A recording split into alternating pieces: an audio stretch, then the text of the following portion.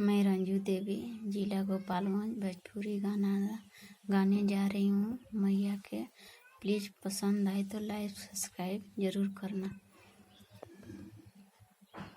कौन फूलवा ओढ़न मैया के, कौन फूलवा डासन मैया महारानी है। कौन फूलवा मैया के सिंगार मैया महारानी है।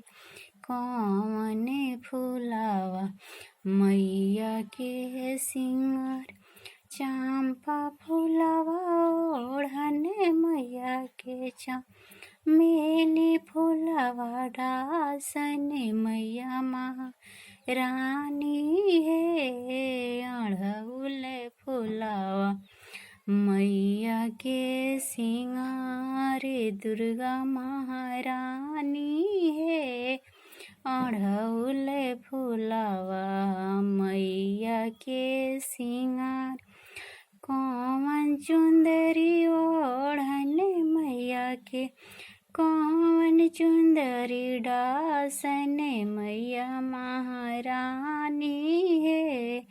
कौन चुंदरी मैया के सिंगार मैया महारानी है। कौन चुंदरी मैया के सिंगार, पियरे चुंदरी ओढ़न मैया के, पियरे चुंदरी डासन मैया महारानी है।